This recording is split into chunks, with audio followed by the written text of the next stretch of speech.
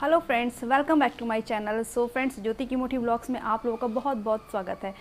तो अपना प्रेगनेंसी का एक और एक्सपीरियंस आप लोगों के साथ शेयर करने जा रही हूँ, जिसमें कि मैं कुछ ऐसे लक्षण बताऊंगी जो मुझे दोनों बेटियों के टाइम पे मुझे फील हुए थे। ठीक है दोस्तों, मेरा ये आप लोगों के साथ शेयर करने का मकसद ये बिल्कुल भी नहीं रहता कहीं से कहीं तक कि आप लोग भी लड़का लड़का करके पीछे भागो और उसके पीछे मतलब कुछ भी कर जाओ। मेरा मकसद ये बिल्कुल भी नहीं है कहीं से कहीं तक, क्योंकि मैं खुद दो बेटियों की माँ हूँ, सीधी सी बात है।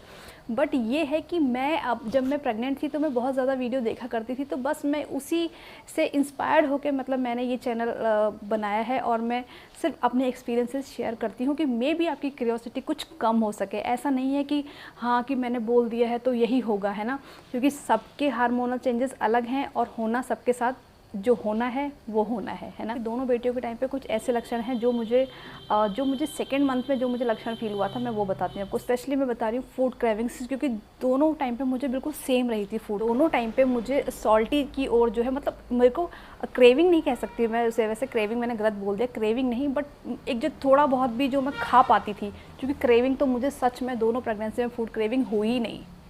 तो मैं ये तो क्रेविंग, मेरे को पता ही नहीं कि फूड क्रेविंग्स कैसी होती हैं। लोग कहते हैं ये मन किया वो मन किया, मुझे ऐसा कुछ भी नहीं हुआ। ऐसा हो जाता था कि कुछ खा पाऊँ, भगवान कुछ खा लूँ और मतलब कुछ जाए पेट में, थोड़ा आराम मिले, बस इतना ही बहुत था मेरे लिए। तो ऐसा नहीं होता था कि फूड क्रेविंग्स तो मेरे लिए थी ही नहीं, ऐसा कह सकती हूँ मैं। बस ये काम चलाओ, तो मैं जितना मैं खाती थी मैं सॉल्टी चीज़ों पर ही डिपेंडेंट थी। ठीक है, मीठे की ओर तो मेरे को ऐसा था कि लास्ट के मंथ में ठीक है मिल गया तो मिल गया, अदरवाइज़ ऐसा नहीं था कि मैं ऐसा बोलूँ कि हाँ मुझे मीठा ला दो मैं मीठा खाऊंगी, तो ऐसा कहीं से कहीं तक कुछ नहीं था।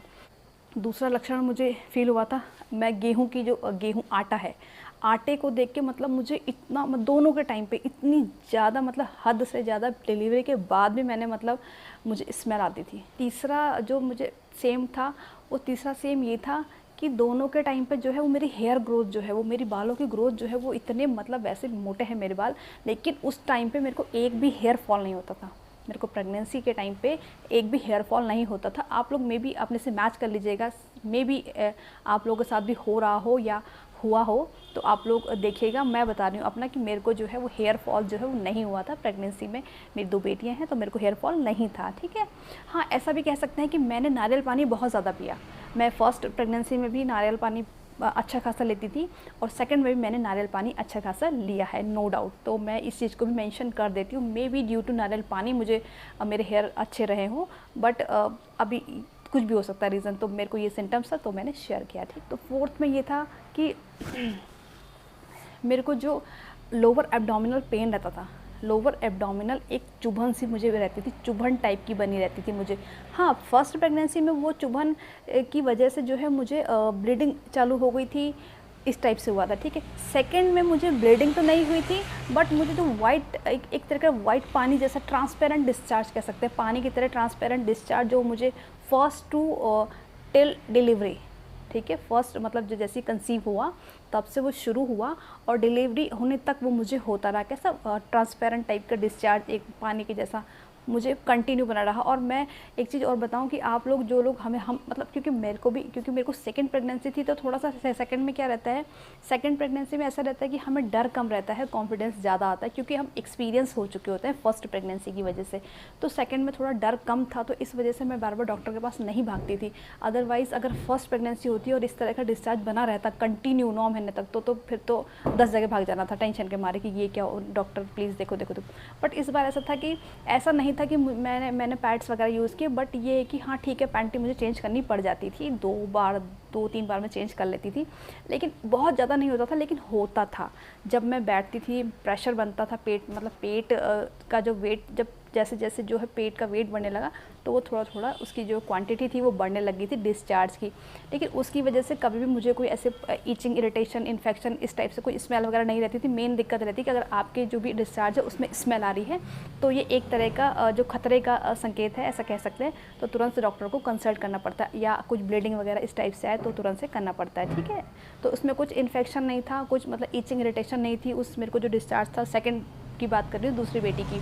फर्स्ट में नहीं था, फर्स्ट में शुरू में मुझे खाली स्पॉटिंग हुई थी और उसके बाद बंद हो गई थी, बट सेकंड में पूरे टाइम मुझे जो है ये डिस्चार्ज जैसा चलता रहा। ठीक है, बट उसकी वजह से कोई ऐसी प्रॉब्लम नहीं हुई थी।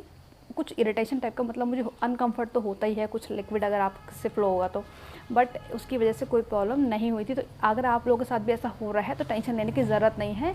अगर उसमें स्मेल है या ब्लड है या कुछ कलर आ रहा है निकल के, ठीक है, कुछ ब्राउनिश कलर है, कुछ येलोइश, कुछ कलर अगर चेंज हो रहा है डिस्चार्ज का, तो आप मान सकते हो आपको कंसल्ट करना चाहिए। अदरवाइज़ वो एक नॉर्मल जैसे वाइट है नॉर्मल फॉर्म में, या लिक्विड पतला पतला कुछ आ रहा है तो उसमें टेंशन की बात नहीं है, अगर आपको खुजली इरिटेशन बदबू नहीं है तो, ठीक है।